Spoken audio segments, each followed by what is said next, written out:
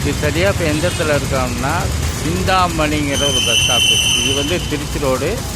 இது இப்படியே பார்த்தீங்கன்னா வந்து இது வந்து காந்திபுரம் சுங்கம்பர் ரோடு. இங்கே வந்து நிறைய பேர் வந்து பஸ்ஸுக்காக வேண்டி காத்துக்கிருக்காங்க. நிறைய பேர் இங்கே இருந்து அந்த பக்கம் போகிறதுக்காக வேண்டி ஒரு வெயிட்டிங் இருக்காங்க. இந்த இடத்துல ஒரு கேப் ஒன்று இருக்குது. இந்த பாலத்துக்கு அடியில் வந்து ஒரு கேப் இருக்குது. அந்த கேப்பில் வந்து இடம் இருக்குது. அந்த இடம் வந்து வண்டி பார்க்கிங்கா இல்லாட்டி மக்கள் வந்து நின்று அந்த பக்கம் பாஸ் பண்ணுற இடமா, இது எதுக்காண்டி இது ஒதுக்கியிருக்காங்கன்னு சாதாரண மக்களுக்கு அது தெரியறதில்லை. இதில் என்ன ஆச்சுன்னா வண்டிக்காரவங்க போகிறாங்க, அந்த இடத்துல கேப் இருக்கிறதுனால அந்த வண்டியை அங்கே நிறுத்திடுறாங்க. அதனால் வந்து அந்த இடமும் அந்த பக்கம் போகிறதுக்கான இடமும் ஒரு 3 அடி தான் இருக்குது. 3 அடி தான் இருக்குது.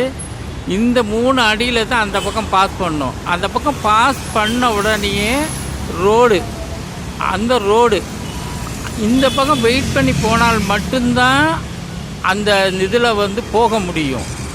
வெயிட் பண்ணாமல் அந்த பக்கம் போனோம்னா அங்கே திருச்சி பக்கத்துலேருந்து திருப்பூர்லேருந்து பக்கத்துலேருந்து வர வண்டி வந்து அவங்கள வந்து அடிபட்டுரும். அதனால் இந்த இடம் எந்த யூஸுக்காண்டி ஒதுக்கியிருக்காங்க அப்படிங்கிறத வந்து மக்களுக்கு தெளிவாக இருந்தால் மட்டும்தான் இந்த வண்டி டூ வீலர்காரங்களோ கார்களோ அவங்க வந்து அந்த இடத்த வந்து கரெக்டாக யூஸ் பண்ண முடியும். இதனால் நேற்று வந்து நான் இதே டைமில் வந்து அந்த கிராஸ் பண்ணுற நேரம் ஒரு வண்டி வந்து அங்கே நிறுத்துறதுக்கு கொண்டு வந்துட்டாங்க. அந்த 3 அடி இடமையும் க்ளோஸ் பண்ணிட்டாங்க. எனக்கு அந்த பக்கம் போகிறதுக்கான சரியான இடம் இல்லை. நானே தடுமாறிட்டேன். அந்த பக்கம் போகிறதுக்கு எங்கே வழின்னு. ஏன்னா அந்த இடத்துல கொண்டு வந்து வண்டியை ஒரு காரை கொண்டு வந்து நிறுத்திட்டாங்க. அதனால் எனக்கு அந்த பக்கம் போக முடியல. இப்போயும் பாருங்கள், இவங்க அந்த பக்கம் கடந்து போகிறதுக்காக வேண்டி இப்போ எல்லோரும் வெயிட்டிங்கில் இருக்காங்க. இந்த பக்கம் காந்திபுரத்தில் இருந்து சுங்கத்தில் இருந்து வண்டி வந்துக்கிட்டே இருக்குது. இப்போ பாருங்கள், அந்த மக்கள் அப்படியே கடந்து அங்கே போகிறாங்க. இப்போ போகிற நேரம் அங்கே பாருங்க இருக்கிறது வந்து 3 அடி தான். கிட்டத்தட்ட 10 பேர் வந்து அங்கே நிற்கிறாங்க.